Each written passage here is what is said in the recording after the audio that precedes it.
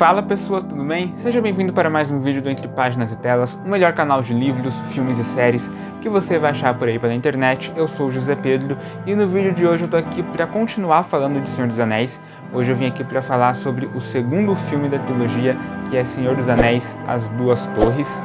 Porém, antes disso, antes de falar sobre o que eu achei, se eu gostei, se eu não gostei, eu já gostaria de pedir para você, por favor, se inscrever no canal, deixar o like, ativar o sininho, fazer tudo aquilo que você já sabe que tem que fazer e comenta aqui embaixo o que é que você achou do filme pra gente discutir, pra ver se você gostou das mesmas coisas que eu, se você não gostou, se você achou que esse filme é melhor do que o primeiro, enfim, comenta aqui embaixo as suas impressões sobre o filme, beleza? E bem, como eu falei, esse filme ele é o segundo filme da trilogia Senhor dos Anéis. Aliás, se você ainda não viu o primeiro vídeo que eu fiz falando sobre a Sociedade do Anel, eu recomendo que você veja antes de você ver esse vídeo, mas enfim, não é obrigatório que você veja em ordem cronológica. Mas fato é que esse filme, lançado lá no ano de 2002, esse filme ele tem uma missão que eu particularmente considero uma missão muito difícil e muito ingrata, porque esse filme ele é um filme de meio.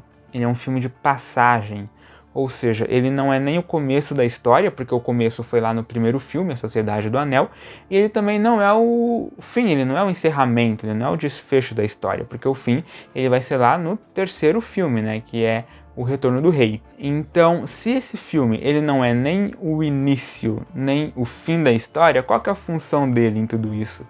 Esse filme, ele tem como função dar continuidade aos acontecimentos do primeiro filme e preparar terreno para os acontecimentos do terceiro, que ainda estavam por vir. Ou seja, esse filme ele tinha uma missão muito complicada em mãos. O Peter Jackson, que é o diretor, tinha uma missão muito complicada, porque o desempenho do terceiro filme dependia muito do desempenho desse filme. Porque imagina, se esse filme fosse um filme ruim, as pessoas dificilmente ficariam com vontade de assistir o terceiro. E a gente tem que levar em consideração também que o primeiro filme foi um sucesso. Ou seja, as pessoas que foram no cinema assistir esse filme, elas foram com a expectativa lá em cima, porque uma vez que o primeiro filme foi o sucesso que foi, as pessoas esperavam que o segundo ele fosse ou melhor do que o primeiro, ou fosse no mínimo tão bom quanto. Então ele precisava fazer jus ao legado do primeiro e ainda assim deixar aquela ansiedade e aquela expectativa dentro das pessoas para que elas pudessem assistir o terceiro. E mesmo tendo uma missão tão complicada em mãos, aliás, o simples fato de você ter a ousadia de querer adaptar Senhor dos Anéis para o cinema já é algo complicado, porém, apesar de ter toda essa missão complicada em mãos, eu acho que o filme ele consegue fazer muito bem o seu trabalho, eu acho que ele consegue entregar pra gente um resultado muito satisfatório. Ele é um filme muito bom, na minha opinião, ele é até, não sei se melhor do que o primeiro, porque é difícil falar de Senhor dos Anéis, porque todos os filmes são bons. Então você fala, o segundo é bom, só que o primeiro também, o terceiro também. Mas esse filme, ele consegue fazer jus ao nome Senhor dos Anéis. Esse filme, ele é um filme muito bom, que eu recomendo para todo mundo. E esse filme ele faz uma coisa muito legal, porque além dele conseguir fazer tudo aquilo que eu disse, de dar continuidade ao primeiro, preparar terreno para o terceiro, ele também expande a Terra-média, ele expande todo esse universo. Obviamente tem coisas que ficam de fora porque é uma adaptação, mas ele consegue expandir tudo aquilo que a gente já sabia sobre a Terra-média, porque no primeiro filme você está sendo muito situado a tudo, você está sendo situado do que é que está acontecendo, você está sendo apresentado aos personagens, você está sendo apresentado aos dilemas, aos conflitos, olha, isso que está acontecendo, se isso acontecer, vai acontecer isso, isso e isso, ou seja, você está sendo muito apresentado a tudo no primeiro filme.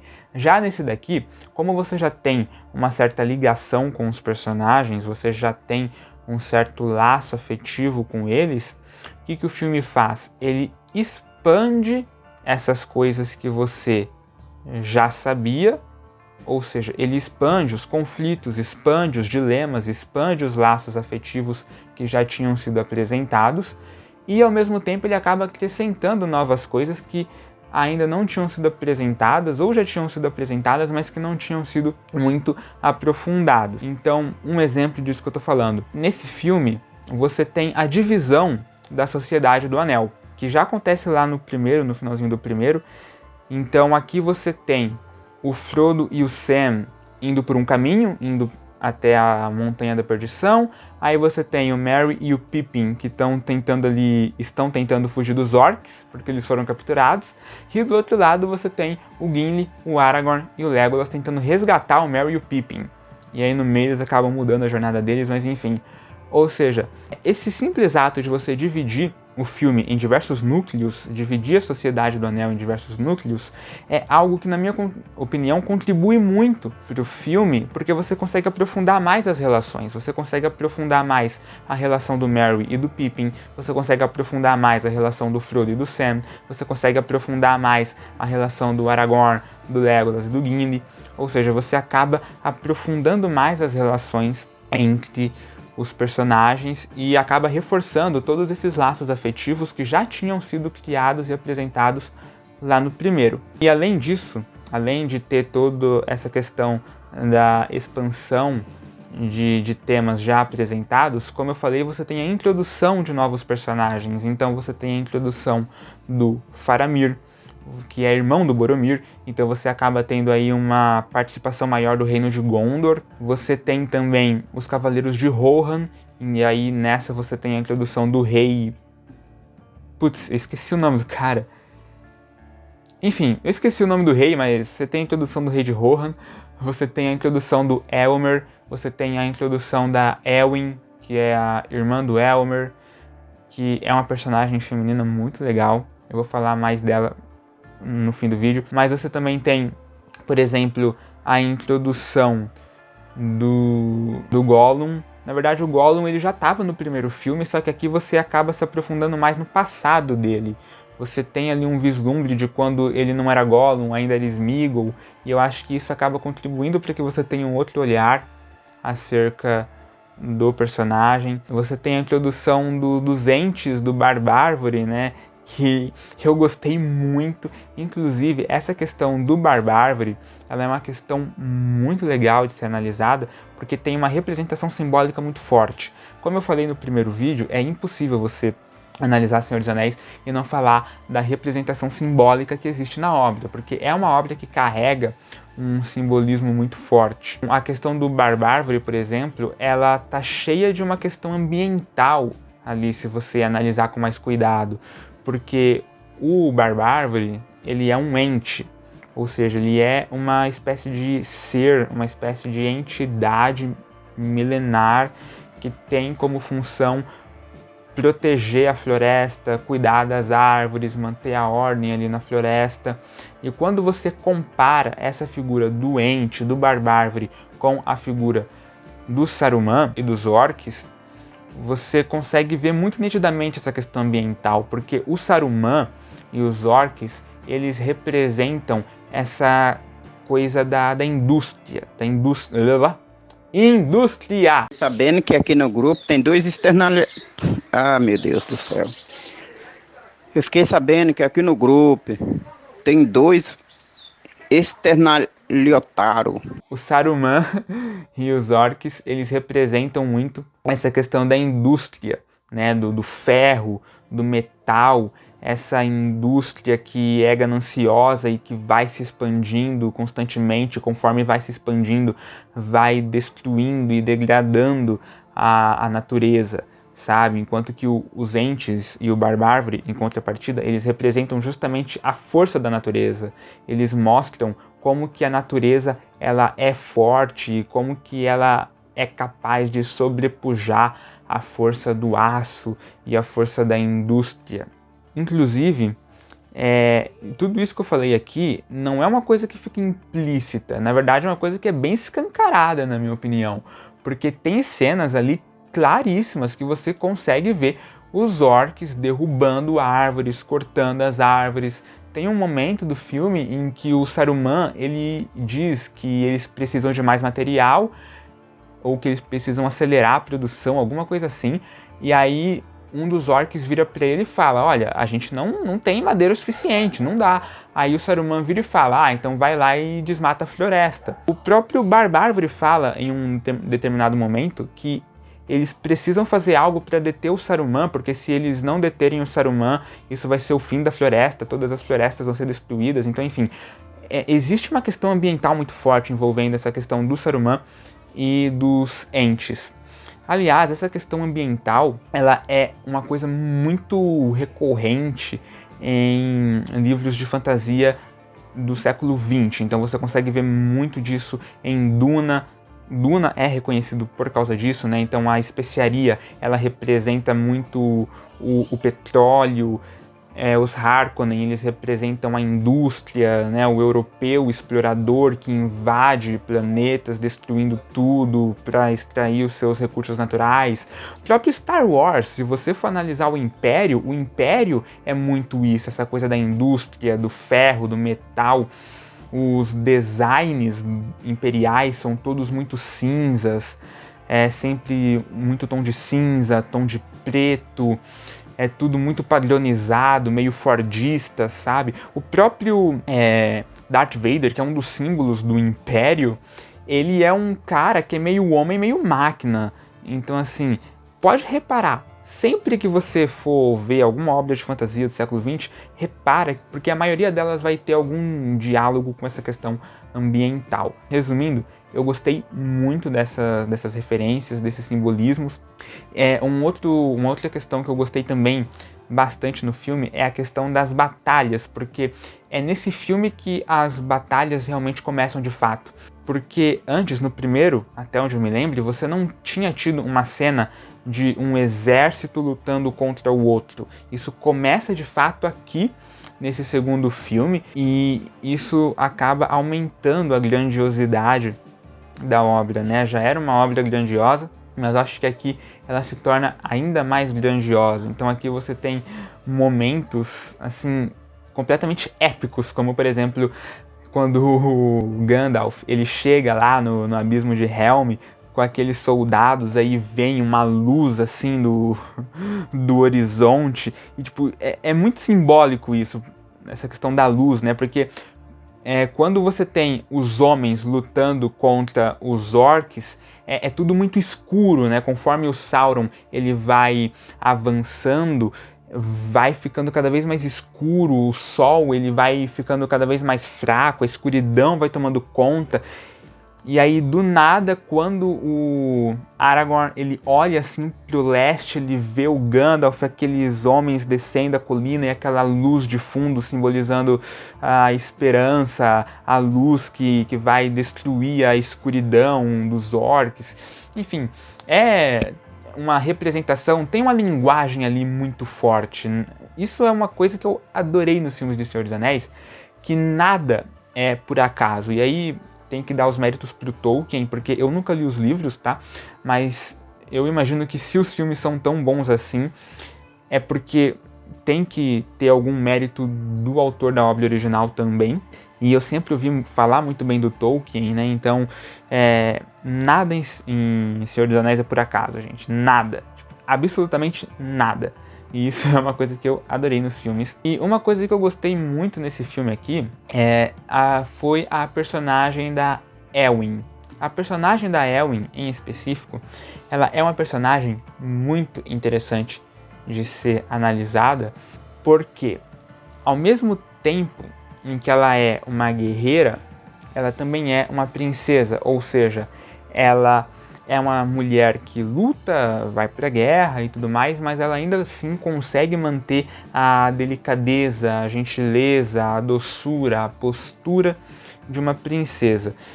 E por que isso me chamou a atenção e fez com que eu gostasse tanto da personagem? Porque hoje a gente vive uma era, e talvez esse assunto seja um pouco polêmico, mas enfim... Eu estou sentindo uma treta!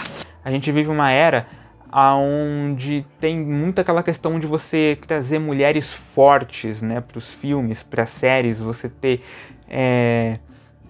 aquelas mulheres mais girl power. Muitas vezes, algumas pessoas, elas, na hora de retratarem as suas personagens femininas como mulheres fortes, elas acham que para uma mulher ser uma mulher forte, ela precisa ser completamente independente, ou seja, ela não pode depender de ninguém, ela tem que fazer tudo sozinha e ela tem que partir pra porrada. Então, um exemplo é a Rey, né? Vamos falar sobre a Rey em Star Wars.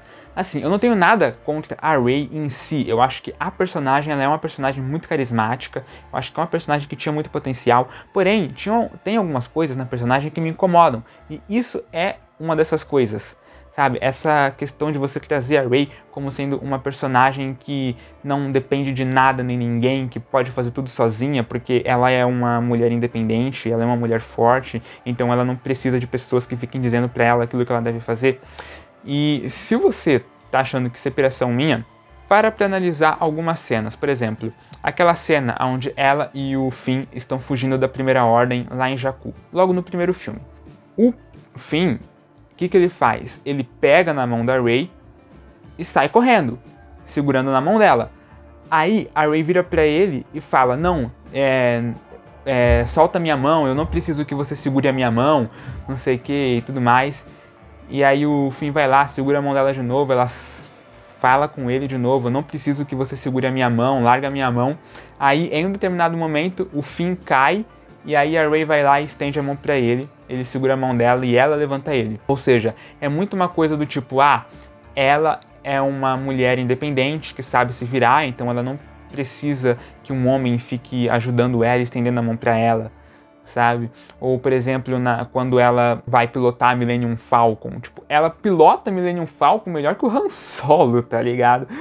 Então, em nenhum momento o Han precisa ficar explicando pra ela, ou ensinando pra ela como pilotar. E isso, na minha opinião, vai de novo ao encontro dessa questão do tipo, ela é uma mulher forte que sabe fazer as coisas sozinha, ela aprende sozinha, ela não precisa que ninguém ensine nada pra ela, porque ela consegue fazer as coisas dela sozinha.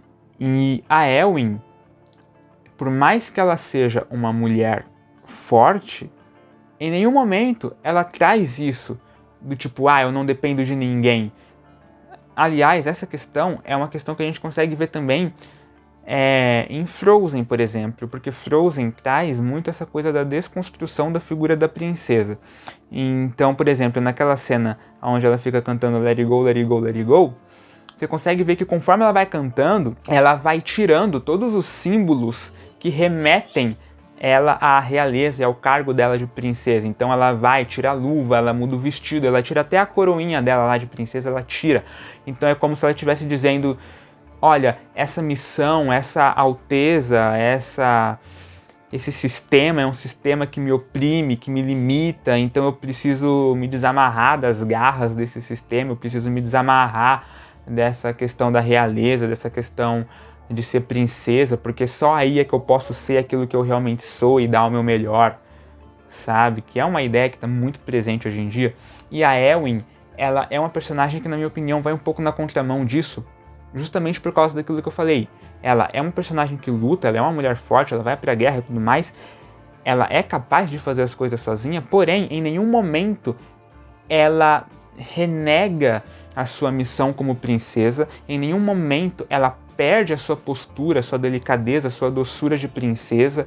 Então ela consegue transitar entre esses dois polos. Ela é a guerreira, mas também é a dama, é a princesa. Ela carrega aquela representação da princesa, né, como bela, doce e assim por diante. Então eu acho que isso é que faz com que eu goste muito da personagem da Elwyn. E bem, pra não ficarem dizendo que eu só falei bem do filme, tem uma coisa que me incomodou. Na verdade, eu acho que essa foi a única coisa que me incomodou no filme inteiro, que é a questão dos elfos na Batalha do Abismo de Helm. Porque qual que era o cenário? Os humanos, eles estavam lá cercados, tinha um monte de orc invadindo o castelo, aí do nada me aparecem os elfos. Aí eu fiquei, por que os elfos estão aí? Os elfos não estavam indo embora da Terra-média? Tipo, por que raios a Galadriel resolveu mandar os elfos lá? E aí você tem a morte do Haldir também, que é completamente whatever, porque ele tinha aparecido muito pouco na história, então você não tinha tido tempo para desenvolver uma ligação com o personagem. Então assim, tipo, alguém pode me explicar por que os elfos estavam lá? Sabe, eles aparecem lá do nada. E o pior é que depois eles nem voltam. Eles aparecem lá na batalha, eles levam um cacete dos orcs e depois eles não voltam. depois é como se os elfos sumissem. Então assim, o que aconteceu com todo aquele exército elfo que foi lá pro Abismo de Helm? Será que não sobrou ninguém?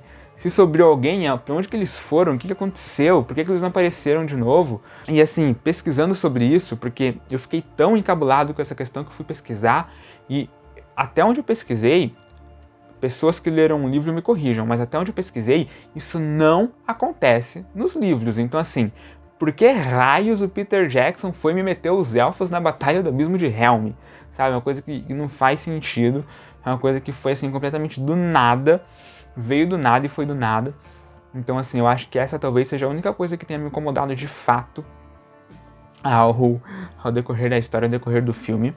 Mas assim, tirando isso, tirando essa questão dos elfos, eu acho que esse filme ele é um filme brilhante, sabe? Eu acho que ele é um filme muito legal para você estudar cinema, porque, como eu falei no primeiro vídeo, Star Wars ele é um clássico, tanto da literatura quanto do cinema. E é sempre bom que você estude os clássicos. Então, é muito legal que você assista os filmes de Senhor dos Anéis um dia e fica prestando atenção nessa questão simbólica, nessa questão da estrutura mesmo, como que o filme é feito, por que determinadas coisas acontecem daquela maneira, porque, como eu falei, nada nesse filme é por acaso. Então, esse filme ele é muito bom para estudar cinema mesmo. Então esse é mais um motivo pelo qual eu recomendo. E também ele é um excelente filme de entretenimento. Então, para você que fica horas e horas e horas maratonando uma série, não custa nada ficar 2, 3 horinhas assistindo O Senhor dos Anéis, não é mesmo? E bem, eu gostaria de agradecer, caso você tenha chegado até o final do vídeo. Não se esquece de se inscrever no canal, deixar o like, ativar o sininho, que é muito importante. E na descrição vai ter um link para nossa conta na Amazon, e se você acessar esse link, você pode comprar o livro de Senhor dos Anéis, As Duas Torres. Então fica de olho na descrição, beleza? Eu espero que vocês tenham gostado do vídeo. Um abraço e até o próximo.